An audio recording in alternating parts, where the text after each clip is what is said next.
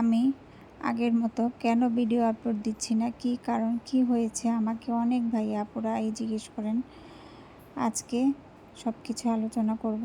Hello viewers, আসসালামু আলাইকুম। কেমন আছেন আপনারা সবাই? আলহামদুলিল্লাহ আমি ভালো আছি। আজকে চলুন রান্না করতে করতে আলোচনাটা সেরে নিই। আমার মা অনেক দিন থেকে অসুস্থ।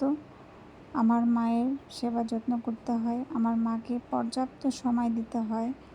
মা নিজের মতো করে চলাফেরা করতে পারে না।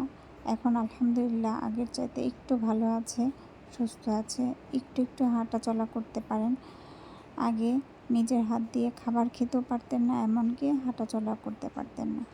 আমার মাকে অনেক অনেক অনেক পরিশ্রম করে, অনেক সময় দিয়ে, আর আল্লাহর রহমত আর সবার ভালোবাসা এবং দোয়ায় আল্লাহর রহমতে আমার মা আগের চাইতে এখন সুস্থ আছেন। আলহামদুলিল্লাহ আলহামদুলিল্লাহ আলহামদুলিল্লাহ। সবাই দোয়া করবেন।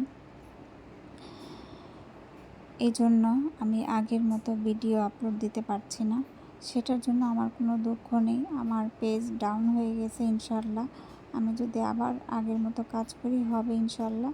কিন্তু আমার মায়ের সেবা সুস্থতাটা আগে দরকার, সেজন্য আমি আমার ভিডিওর দিকে খেয়াল করছি না বা আমার পেজের দিকে সময় দিচ্ছি না।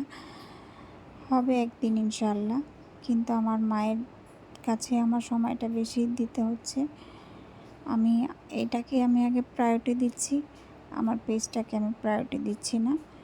ইনশাল্লাহ হবে একদিন।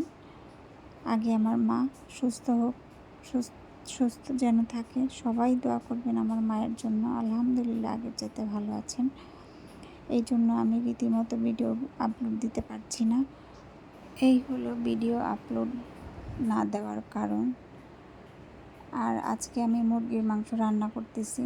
মাংসটা আমি আগেই মাখিয়ে রেখেছিলাম, হলুদ মরিচ ধনে জিরে আদা রসুন যা কিছু লাগে মাংস রান্না করতে সবই দিয়েছি।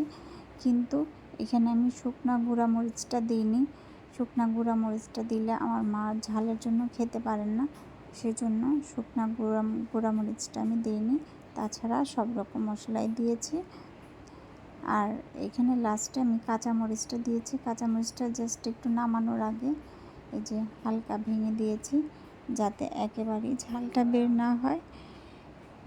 আর ঝোলটা রেখেছি খুবই অল্প অল্প করে, একদম পাতলা ঝোলও না এবং ঘন ঝোলও না।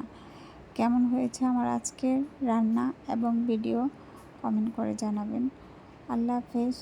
সবাই আমার মায়ের জন্য দোয়া করবেন। সবাই সবার মা বাবা যেন ভালো থাকে, আমিও দোয়া করি। আল্লাহ হাফেজ।